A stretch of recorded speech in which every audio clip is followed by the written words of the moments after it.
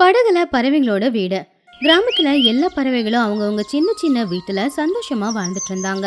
ஆனா மனுஷங்களோட உலகத்துல வர மாற்றத்தை பார்த்ததுமே சிச்சு காக்காவுக்கு பேராசை வந்துச்சு. சாயந்தரம் ஒரு 5 மணி இருக்கும். ஊருக்கு நடுவுல எல்லா பறவைங்களும் ஒன்னா சேர்ந்திருந்தாங்க. அவங்க எல்லார்கிட்டயும் சிச்சு காக்கா இப்படி சொல்லுச்சு. நண்பர்களா, பறவைங்களா, நம்ம இந்த பழைய காலத்து குடிசை வீட்ல, மண் வீட்ல எப்படி இருக்கிறது? சிட்டில எல்லாம் பறவைங்க எல்லாம் எப்படி இருக்காங்க தெரியுமா? பெரிய பங்களால, ஸ்விம்மிங் பூல்ல, நல்லா ஏசி ரூம்ல சந்தோஷமா இருக்காங்க. அப்படியே சிச்சு, அப்ப நம்மளுக்கு எதுக்காக அந்த மாதிரி வீடு இல்ல? அதுக்கு தான் நான் உங்களுக்கு பம்பர் ஆஃபரை கொண்டு வந்திருக்கேன். சிட்டில இருந்து நம்ம ஊருக்கு ரியல் எஸ்டேட் பிசினஸ் பண்றவங்க வந்திருக்காங்க. அவங்க நம்மளுக்கு அபார்ட்மெண்ட்டை கட்டி கொடுக்கறாங்களா? அபார்ட்மெண்டா? இவ்வளவு சின்ன இடத்துல அபார்ட்மெண்ட்டை எப்படி கட்டி கொடுப்பாங்க சிச்சு? அதுதான் துணி மேஜிக்கு. நம்ம எல்லாரோட இடத்த ஒன்னா சேர்த்து அதுல அவங்க பெரிய காம்ப்ளெக்ஸ கட்ட போறாங்களா? அந்த காம்ப்ளெக்ஸ்ல நம்மளுக்கு டபுள் பெட்ரூம் கட்டி கொடுத்து கையில அட்வான்ஸா 1,00,000 கொடுக்கறாங்களா? மகி கழுகு யோசிச்சு பார்த்து, என்னது, ஃப்ரீயா வீடு கட்டி கொடுக்கறது இல்லாம கையில காசா? நல்லா இருக்கே, நம்மளோட சொந்த வீடு குடிசங்களாச்சே, இது புதுசா இருக்கே. யோ மகி, நீங்க பழைய காலத்துல இருக்கீங்க. இப்போ எல்லாமே ட்ரெண்டிங் தான். ஒரு சைன் போட்டா போதும், நாளைக்கே நம்மளுக்கு புதுசு புதுசா வீடு கிடைக்கும். மழை வந்தா நம்மளோட கூடு குடிசலு விழுந்து போவோன்ற கவலை இல்ல. நம்ம சந்தோஷமா இருக்கலாம். எனக்கு ஏசி ரூம் வேணும், ஸ்விம்மிங் பூல் வேணும். நீ சைன் போடுமா, நம்மளுக்கு சீக்கிரமா வீடு கொடுப்பாங்க. என்னோட வீடு பழசா இருக்கு, ரிப்பேரி பண்ண கூட கையில காசு இல்ல. புதுசா கட்டி கொடுக்கறேன்னு சொல்லும் போது கவலை என்ன? நான் ரெடி சிச்சு. சிச்சு, என்கிட்ட இருக்கிற வீடு எங்க தாத்தா காலத்துது. அதை கொடுக்கணும்னா கஷ்டமா இருக்கு. இங்க பாரு துணி, நீ சென்டிமெண்ட்ல வாழாத, நம்ம புஜ்ஜியோட வாழ்க்கைய பாரு. நீ எதேதோ யோசிக்கிற. இங்க பாரு, நாளைக்கு ஆபீசர்ஸ் எல்லாம் வருவாங்க. சைன் போட்டு கொடுத்தா போதும், மறுநாளே வீட்டை கட்டி கொடுப்பாங்க. சிச்சுவோட பேச்சுல எல்லாருமே மயங்கிட்டாங்க. பேராசை நல்ல வாழ்க்கை கிடைக்க போகுது அப்படிங்கிற ஆசை அவங்கள மாத்துச்சு. அடுத்த நாள் சிச்சு காக்கா சில கழுகுகளை கூட கூட்டிக்கிட்டு வந்துச்சு. அவங்க கிட்ட டாக்குமெண்ட் இருந்துச்சு. இங்க பாருங்க சார், இந்த இடத்துக்கு இவங்க தான் முதலாளிங்க. நீங்க சைன் போட்டுக்குங்க, அந்த பணத்தை என்கிட்ட கொடுங்க. சிச்சு, நீங்க சொல்லிட்டீங்கல்ல, அதுக்கப்புறம் கவலை இல்ல. வாங்க வாங்க, எல்லாரும் வந்து சைன் பண்ணுங்க. சோட்டு கிளி சைன் போட்டு, சார், எனக்கு ஸ்டெப்ஸ் எல்லாம் ஏற முடியாது, ஃபர்ஸ்ட் ஃப்ளோர்லயே வீட்டை கட்டி கொடுங்க. எனக்கு கிச்சன் பக்கத்துலயே பெட்ரூம் வேணும். துணி கொஞ்சம் பயந்துகிட்டே சைன் போட்டா. என் குடிசை விடு, என் கை விட்டு போதா? சரி, எல்லாமே என் புஜ்ஜிக்காக தான். எல்லாருமே அவங்கவுங்க இடத்த அந்த ஏஜென்சிக்கு எழுதி கொடுத்துட்டாங்க. சிச்சு காக்கா அந்த பேப்பர் எல்லாத்தையுமே அந்த ஏஜென்சிக்கு கொடுத்து அவங்க கொடுத்த ஒரு பண மூட்டைய வாங்கிக்கிச்சு. ஃப்ரெண்ட்ஸ், இதுக்கு மேல நம்ம கோடீஸ்வரங்க. இப்ப இந்த பணம் என்கிட்ட இருக்கு. நான் பட்டணத்துக்கு போய் பேங்க்ல எல்லார் பேர்லயும் பணத்தை டெபாசிட் பண்ணிடுறேன். இந்த வீட்டை காலி பண்ணுங்க. என்னது, இவ்வளவு சீக்கிரம் காலி பண்ணணுமா? அப்புறம் எங்க போறது? அந்த ஆத்தங்கர ஓரத்துல ஒரு மரம் இருக்குல்ல, அதுக்கு அடியில தங்கி படுத்துக்குங்க. டெம்பரரியா டென்ட்டை கட்டி கொடுப்பாங்க. அதுக்கப்புறம் புது வீடை கட்டிக்கலாம். எல்லாருமே அவங்கவுங்க வீட்டை காலி பண்ணிக்கிட்டு பொருட்களை எடுத்துக்கிட்டு ஊர் இலையில இருக்கிற மரத்துக்கு கீழே போயிட்டாங்க. சிச்சு காக்கா பணமூட்டையும் எடுத்துக்கிட்டு புள்ள சின்னவையும் கூட்டிக்கிட்டு ஓடியே போயிட்டான். இப்படியே ஒரு வாரமும் போச்சு. பாவம் பறவைங்க எல்லாரும் மரத்துக்கு கீழே குளிர்ல நடுங்கிக்கிட்டு வெயில்ல காஞ்சிக்கிட்டு கொசு கடியில ரொம்பவும் கஷ்டப்பட்டுக்கிட்டு இருந்தாங்க. ஆனா சிச்சுவுக்கு போன் பண்ணா ஸ்விட்ச் ஆஃப்னு வந்துச்சு. துணி, சிச்சு டவுனுக்கு போய் ஒரு வாரம் ஆச்சு, கம்பெனிக்காரங்களும் வரல, நம்மளுக்கு ஷெட் வீட்டையும் கட்டி கொடுக்கல. ஆமா சோட்டு, எனக்கும் ஏனோ ரொம்ப பயமா இருக்கு. அன்னைக்கு காசு எடுத்துட்டு போன சிச்சு திரும்பி வரலையே. நான் பட்டணத்துக்கு போய் அந்த கம்பெனிக்காரங்க இருக்காங்களா இல்லையான்னு போய் பாத்துட்டு வந்துடுறேன். மகிக்கழுகு காலையில போய் சாயந்தர நேரம் திரும்பி வந்துச்சு. அதோட முகம் வாடி போச்சு. பெரியம்மா, நம்ம வீட எப்ப கட்ட போறாங்க? எப்ப நம்ம ஏசி வீட்டுக்கு போவோம்? மகிக்கழுகு அழுதுகிட்டே, ஃப்ரெண்ட்ஸ், நம்ம எல்லாரும் ஏமாந்து போயிட்டோம். எந்த ரியல் எஸ்டேட் பிசினஸ் பண்றவங்களும் இங்க வரல. சிச்சு நம்ம இடத்த யாரோ ஃபேக்டரிக்காரங்களுக்கு வித்துட்டு காசை வாங்கிக்கிச்சு. அந்த ஃபேக்டரிக்காரங்க கிட்ட நம்ம எல்லாரும் சைன் போட்டு கொடுத்துருக்கோம். இனிமே இந்த வீடு நம்மளுக்கு சொந்தம் இல்ல. நம்ம பணத்தை எல்லாம் தூக்கிக்கிட்டு சிச்சு ஓடி போயிட்டான். எல்லாருமே அதை கேட்டு ஷாக் ஆனாங்க. சத்தமா அழ ஆரம்பிச்சாங்க. என்னோட வீடு போச்சா? என்னோட தாத்தா கட்டின வீடு, என் பொண்ணு புஜ்ஜிய இனிமே நான் எந்த வீட்ல வச்சு காப்பாத்த போறேன்னு தெரியலையே. சிச்சு, ஃப்ரெண்ட்ஸ் என்ன நம்பனா எங்க கழுத்த அறுக்கறியா? நீ புழு தள்ளிதான் சாக போற. அம்மா, நம்மளுக்கு ஏசி ரூம் இல்ல, ஸ்விம்மிங் பூல் இல்ல, இப்ப சாப்பாடும் இல்ல. நம்ம பிச்சைக்காரங்களா? டே பண்ணு, அழுதுகிட்டு இருந்தா பிரச்சனை தீராதுடா. அன்னைக்கு ராத்திரி நேரம் எல்லாருமே கவலையோட மரத்துக்கு கீழே படுத்து தூங்குனாங்க. அப்போ மழை பெய்ய ஆரம்பிச்சது. இப்போ அவங்களுக்கு தூங்க கூட இடம் இல்ல. அடுத்த நாள் காலையில மழை நின்று போச்சு. ஆனா ஆத்தோட தண்ணி எல்லாமே ஊருக்குள்ள வந்துருச்சு. அத பார்த்து பெரியவங்க எல்லாருமே வருத்தப்பட்டுக்கிட்டு இருந்தாங்க. புஜ்ஜி பண்ண 2 பேரும் ஆத்தங்கரையோரமா விளையாடிக்கிட்டு இருந்தாங்க. புஜ்ஜி பாத்தியா, நம்மளோட பழைய வீட்டை இடிச்சு தள்ளிட்டாங்க. அங்க இப்போ தண்ணி தான் இருக்கு. இப்ப நம்ம எங்க வீட கட்டிக்கிறது? ஆமாண்டா பண்ணு, கீழே நிலத்துல வீடு கட்டலானா நம்மளுக்கு பூமி இல்ல. ஏதாவது மரத்துல கட்டிக்கலானா அது எப்போ கட் பண்ணி போடுவாங்கன்னு தெரியல. அப்பதான் தண்ணியில ஒரு பலகை அடிச்சுக்கிட்டு வந்துச்சு.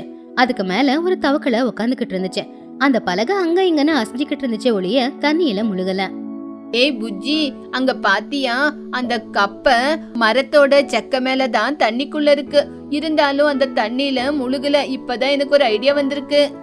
என்னடா பண்ணோம்? நம்ம நிலத்துல வீடு கட்டணும்னா நம்மளுக்கு பர்மிஷன் தேவை, இடமும் தேவை. ஆனா தண்ணிக்குள்ள கட்டுனா அதான் கேரளத்துல போட் வீடுன்னு சொல்றாங்கல்ல, அங்க எல்லாருமே இப்படிதான் இருக்காங்களாம். டே பண்ணு, நல்ல ஐடியா கொடுத்தடா. நீ சொன்ன மாதிரி நம்ம தண்ணில வீடு கட்ட யாருகிட்டயும் பர்மிஷன் வாங்க தேவையில்ல. தண்ணில அடிச்சுக்கிட்டு போக மாட்டோம், தண்ணி மேல தேங்கிக்கிட்டே இருப்போம். ஒருவேளை நம்மளுக்கு எதிரிங்க வந்தா கூட நம்ம இடத்த வேற பக்கம் மாத்தலாம். வாட, அம்மா கிட்ட சொல்லலாம். பசங்க 2 பேரும் உடனே பெரியவங்க கிட்ட போய், அம்மா அம்மா எந்திரிங்க, யாருமே அழுவாதீங்க. இனிமே நம்மளுக்கு எந்த பிரச்சனையும் இல்ல. நம்ம ரோட்டு மேல நிக்கிறது வேண்டாம், தண்ணில வீட்டை கட்டிக்கலாம். என்னது, தண்ணிக்குள்ள வீடா? டேய், எனக்கு நீச்சல் தெரியாதுடா. ஆண்டி இல்ல ஆண்டி, நம்ம தண்ணிக்குள்ள வீட்டை கட்டிக்கலாம். அப்படின்னா படகுல வீட்டை கட்டிக்கலாம். கேரளால எல்லாம் இப்படிதான் படகுல வீட்டை கட்டிக்கிட்டு எல்லாம் சந்தோஷமா வாழ்றாங்க. படகு மேல வீடா? அது நிக்குமா புஜ்ஜி? காத்துக்கு விழுந்துராதா? மகிக்கழுகு யோசிச்சு, துணி அந்த மாதிரி எல்லாம் விழுகாது, எனக்கும் தெரியும். கேரளால எல்லாம் மனுஷங்க படகு மேல வீட்டை கட்டிக்கிட்டு சந்தோஷமா வாழ்றாங்க. நம்மளும் மூங்கில் கட்டைங்கில மரத்தால தண்ணி மேல நம்ம ஒரு படகு வீட்டை கட்டலாம். எல்லாரும் சேர்ந்து ஒரே இடத்துல கட்டிக்கிட்டா அது ஒரு ஃப்ளோட்டிங் வில்லேஜா மாறும். மகி சொன்னாங்கன்னா எல்லாமே சரியாதான் இருக்கும். இன்னும் நம்ம கிட்ட இழக்கிறதுக்கு என்ன இருக்கு? தைரியமா போலாம். கவலைப்படாதீங்க, நம்ம படகுல வீடு கட்டிக்கிட்டு இருந்தா அதுக்கப்புறம் நல்லபடியா டெய்லி மீனை பிடிச்சி நான்வெஜ்ஜா சாப்பிடலாம். ஐயோ பாலா போனவன, சாப்பாடு தான் இவந்து. சரி ஆச்சி, வாங்க போலாம். எல்லாரும் சோகத்தை மறந்து வேலைய ஆரம்பிச்சாங்க. காட்டுக்கு போய் மூங்கில் கொண்டு வந்தாங்க. ஆத்தங்கரையோரமா ஒதுங்கி இருக்கிற படகை கொண்டு வந்தாங்க. துணிக்குருவி ஒரு படகுல அழகான ஒரு வீட்டை கட்டிக்கிட்டா. சோட்டுக்கிளி 2 படகு சேர்த்து கொஞ்சம் பெரிய வீடா கட்டினா தன்னுடைய புள்ள பனுக்காகவும் சேர்த்து. மகிக்கழுகு ஒரு உயரமான வீட்டை ஒரு அழகான படகுல கட்டிக்கிச்சு. நம்ம வீட்டுக்கு ஜன்னல வைங்க, நான் ஜன்னல்ல இருந்து மீனுக்கு ஆய் சொல்லணும், எல்லாத்தையும் பார்க்கணும். கட்டுறதெல்லாம் கட்டலாம், முதல்ல இத கட்டியா கட்டு. பறவைங்க எல்லாரும் ஒரு வாரம் கஷ்டப்பட்டு அழகா தண்ணியில மிதக்கிற படகு வீட கட்டிக்கிட்டாங்க. அதுக்கு பெயிண்டும் அடிச்சாங்க. பார்க்க வீடுங்க எல்லாமே அழகா இருந்துச்சு. புஜ்ஜி பாத்தியா, சிச்சு நம்மள நடு ரோட்ல நிக்க வச்சாலும் நம்ம புத்திசாலியா படகுல தண்ணி மேல வீட்டை கட்டி இருக்கோம். இது நம்மளோட பழைய வீடோட அழகா இருக்கு. ஆமாமா, இங்க கொசுங்க கூட இல்ல, நல்லா காத்து வருது. பன்னுக்கிளி ஜன்னல் வழியா தண்ணிய பார்த்து, அச்சோட்டம்மா, அங்க பாருங்க மீனை எகுறுது. அந்த மீனை பிடிச்சி எனக்கு குழம்பு வச்சு கொடுங்க. இன்னைக்கு தானடா வீட்டுக்குள்ள வந்தோம், இன்னைக்கே நான்வெஜ் சமைக்கணுமா? சரி, இன்னைக்கு நம்மளுக்கு பண்டிகை. இன்னொரு பக்கம் சிட்டியில சிச்சுவோட நிலைமை ரொம்ப மோசமா மாறுச்சு. அவ கையில இருந்த பணம் எல்லாம் செலவாச்சு. மிச்சம் இருந்த பணத்தை திருடனுங்க திருடிட்டானுங்க. எனக்கு இந்த சிட்டி பிடிக்கல, நம்ம கிராமத்துக்கே திரும்பி போயிடலாம். அங்க எல்லாரும் நம்ம ஜனங்க இருக்காங்க, சேர்த்துக்குவாங்க. சிச்சு காக்கா அழுதுகிட்டே, போலாண்டா, ஆனா அவங்க நம்மள ஏத்துக்குவாங்களா? நான் தான் எல்லாருக்கும் துரோகம் பண்ணிட்டேனே. அம்மா அப்படி சொல்லாதீங்க, அவங்க நல்லவங்க, கண்டிப்பா நம்மள ஏத்துக்குவாங்க. சிச்சு சின்னும் 2 பேருமே ஊருக்கு வந்தாங்க. ஆத்துல மிதந்துகிட்டு இருக்கிற அழகான வீடுங்களை அவங்க பார்த்தாங்க. அட, இது என்ன தண்ணி மேல வீடு? அது துணி வீடா? பார்க்க துணி மாதிரியே இருக்கு. சிச்சு காக்கா பறந்து பக்கத்துல போச்சு. அங்க எல்லாருமே வெளியில உட்கார்ந்து சந்தோஷமா சிரிச்சு பேசிக்கிட்டு இருந்தாங்க. சிச்சு காக்கா அதை பார்த்து அழுதுகிட்டே, துணி, மகி, சோட்டும், எல்லாரும் என்ன மன்னிச்சிடுங்க. பணத்து மேல ஆசைப்பட்டு உங்களை ஏமாத்திட்டேன். அதுக்குதான் அந்த கடவுள் என்ன தண்டிச்சிட்டான். என் கையில இருக்கிற காசெல்லாம் திருடு போயிருச்சு, நான் அனாதையா ஆயிட்டேன். சோட்டு கோவமா, எதுக்கு உன்னை சேர்த்துக்கணும்? எங்களை ரோட்டு மேல நிக்க வச்சியே, அதுக்கு உனக்கு நாங்க வரவேற்கணுமா? போய் இங்க இருந்து. சொட்டு, அப்படியெல்லாம் சொல்லாத. பாவம் சிச்சு செஞ்ச தப்ப உணர்ந்துட்டு வந்திருக்கான். நம்மள விட்டா சிச்சுக்கு யாரு இருக்கா? சிச்சுவை ஏத்துக்கலாம். துணி சொன்னது கூட சரிதான். ஆனா சிச்சு, உனக்கு ஒரு கண்டிஷன். உனக்கு எங்களை மாதிரி படகு இல்ல. நீ ஒரு சின்ன தோணியில தான் வீட்டை கட்டிக்கணும். எங்க நம்பிக்கையை ஜெயிக்கிற வரைக்கும் உன் வீடு அதுதான். பரவாயில்லங்க மகி, உங்க கூட இருக்கேனே, எனக்கு அதுவே போதும். டீ, பட்டணத்துல இருந்து சிட்டி ஸ்நாக்ஸ கொண்டு வந்திருக்கீங்களா? இல்லடா பன்னு, வெறும் கைய வீசிக்கிட்டு வந்திருக்கேன். பரவாயில்ல ஆண்டி, வாங்க, எங்க வீட்ல மீன் குழம்பு இருக்கு, உங்களுக்கு கொடுக்கறேன். அப்படி எல்லாரும் சிச்சு காக்காவை அவங்க கூட சேர்த்துக்கிட்டாங்க. சிச்சு அதை பார்த்து சந்தோஷப்பட்டான்.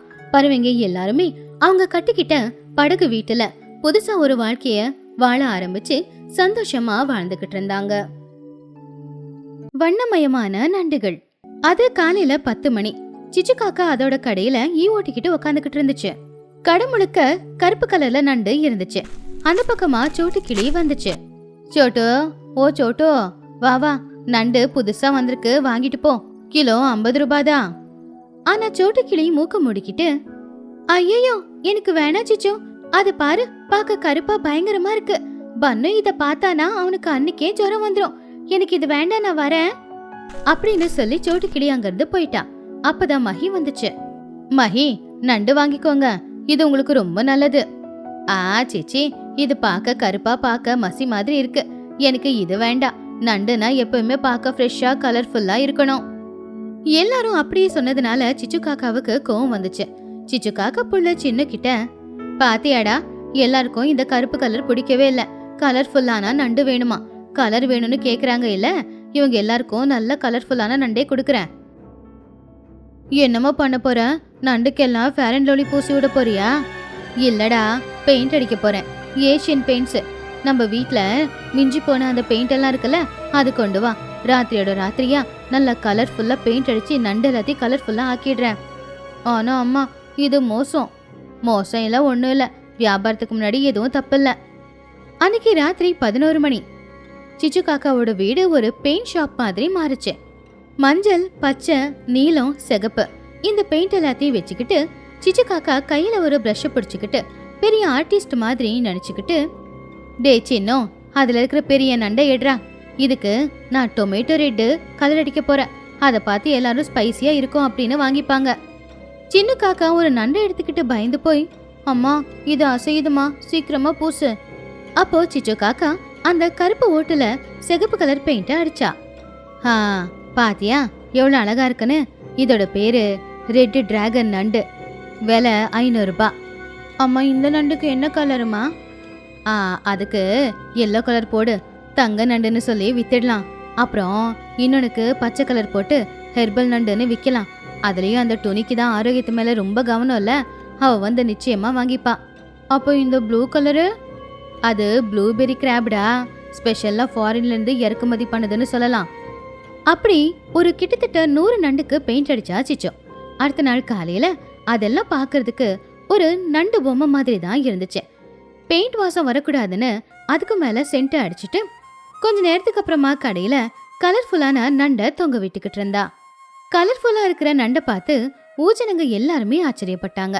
சிச்சு காக்கா கண்ணுக்கு கூலிங் கிளாஸ போட்டுக்கிட்டு ஸ்டைலா நின்னுக்கிட்டு சத்தமா சொன்னான், வாங்கய்யா வாங்க, வாங்கம்மா வாங்க. நம்ம ஊருக்கு முதல் தடவையா எக்ஸ்போர்ட் குவாலிட்டியில நண்டு வந்திருக்கு. கலர்ஃபுல்லான நண்டு. இது சாதாரண ஏரி நண்டு கிடையாது, இது கடல்ல இருந்து பிடிச்சிட்டு வந்த கலர்ஃபுல் நண்டு அப்படின்னு சிச்சு கத்தின உடனே அங்க மகிக்கழகு, லூசிபுரா, சோட்டுக்கிளி அப்புறம் துணிக்குருவி வந்தாங்க. சிகப்பா இருக்கிற நண்டை பார்த்ததும் பன்னு ரொம்ப ஆசையா, ஆமா அங்க பாரு, அங்க பாரு பாரு, அந்த நண்டு சிகப்பா இருக்கு. அது நண்டு மாதிரியே இல்ல, ஸ்ட்ராபெரி மாதிரி இருக்கு. ஆன்ட்டி, இது ஸ்ட்ராபெரி ஃப்ளேவரா? சரியா சொன்னடா பன்னோ, அது ஸ்ட்ராபெரி சில்லி ஃப்ளேவரு. தின்னா இனிப்பாவும் காரமாவும் இருக்கும், பசங்களுக்கு ரொம்ப பிடிக்கும். வாவ் அம்மா, அப்ப எனக்கு அந்த ஸ்ட்ராபெரி நண்டு வேணும், அதுதான் வேணும். என்ன சிச்சு இது, நண்டு சிகப்பா இருக்குமா? என் வாழ்க்கையில நான் பார்த்ததே இல்லையே. அட, உனக்கு அவ்வளவுதான் அறிவு. நண்டு சிகப்பா இல்லாம வேற எப்படி இருக்கும்? இது எக்ஸ்போர்ட் குவாலிட்டி, பார்க்க ரொம்ப நல்லா இருக்கும். அப்போ துணிக்குருவி பச்சையா இருக்கிற நண்டை பார்த்து, சிச்சு இது என்ன, இந்த நண்டு பச்சை கலர்ல இருக்கு? அது ஹெர்பல் நண்டு. அதுல ஆரோக்கியம் ரொம்ப அதிகம். இது கடல்ல விளையிற பாசியை மட்டும் சாப்பிடும். அதனாலதான் பச்சை கலர்ல இருக்கு. இத சாப்பிட்டா உடம்புக்கு ரொம்ப நல்லது. அப்படியா? அப்ப எனக்கு 2 பச்சை கலர் நண்டு கொடு. எனக்கு அந்த மஞ்சள் நிறத்தது கொடு. அதை சாப்பிட்டா ஐஸ்வர்யம் வரும் போல தெரியுது. ஆமாங்க மஹி, அது கோல்டன் கிராப். ஆனா விலை கொஞ்சம் அதிகம். 2 1000 ரூபாய். பரவாயில்ல சிச்சோ, 2 எல்லோ நண்டு கொடு. வியாபாரம் நல்லா நடந்துகிட்டு இருந்துச்சு. சிச்சுக்காக்காவோட கேஷ் பாக்ஸ்ல கேஷ் நிறைஞ்சுக்கிட்டு இருந்துச்சு. ஆனா சின்னுக்கு மட்டும் பயமா தான் இருந்துச்சு. அப்ப சின்னு பன்னு கிட்ட, டேய் பன்னு, எதுக்குடா அந்த சிகப்பு கலர் வாங்குற? வேற ஏதாச்சும் வாங்கிக்கோடா. ஏண்டா, உனக்கு பொறாமையா நான் ஸ்ட்ராபெரி ஃப்ளேவர் நண்டு சாப்பிட போறேன்னு? அதெல்லாம் இல்ல, அந்த பெரிய சிகப்பு நண்டை பேக் பண்ணுங்க. எல்லாரும் தேவையான நண்டை வாங்கிக்கிட்டு வீட்டுக்கு கிளம்பிட்டாங்க. பன்னு வீட்டுக்கு போய் அந்த சிகப்பு நண்டை வச்சுக்கிட்டு விளையாடிக்கிட்டு இருந்தான். ஹலோ மிஸ்டர் ஸ்ட்ராபெரி, நீங்க இன்னைக்கு என் வயிற்றுக்குள்ள போக போறீங்க. உங்களை நான் குழம்பு செஞ்சு சாப்பிடவா இல்ல வறுத்து சாப்பிடவா? வறுத்து சாப்பிட்டுக்கிறேன். எண்ணெயில நீங்க சிகப்பு கலர்ல பொரிஞ்சுக்கிட்டு இருந்தா பார்க்கவே ஆஹான்னு இருக்கும். டேய், அது பத்திரமா பொடிடா, கலர் என் மேல ஒட்டிக்க போகுது. ஒட்டிக்க போகுதா? அம்மா, இது என்ன பெயிண்டா ஒட்டிக்கிறதுக்கு? நேச்சுரல் கலர், ஒன்னும் ஆகாது. துணிக்குருவி பச்சை கலர் நண்டை எடுத்துக்கிட்டு வீட்டுக்கு சந்தோஷமா போனா. ஆனா புஜ்ஜி மட்டும் அத சந்தேகமா பார்த்தா. அம்மா, இந்த நண்டு வாசம் சரியில்லையே, ஏதோ பெயிண்ட் வாசம் தான் வந்துகிட்டு இருக்கு. அது பெயிண்ட் இல்ல புஜ்ஜி, கடல் வாசம். சிச்சு தான் சொன்னால இது ஹெர்பல்னு, போய் கழுவிட்டு வா. அப்படி எல்லாரும் அவங்க வாங்கிட்டு போன நண்டை சமைக்கணும் அப்படின்னு நினைக்கும் போது முதல்ல அத கழுவணும் இல்லையா? சோட்டு கிளியோட வீடு. சோட்டு அந்த நண்டு கழுவுறதுக்காக நண்டை பக்கெட்ல போட்டு தண்ணிய பிடிச்சான்.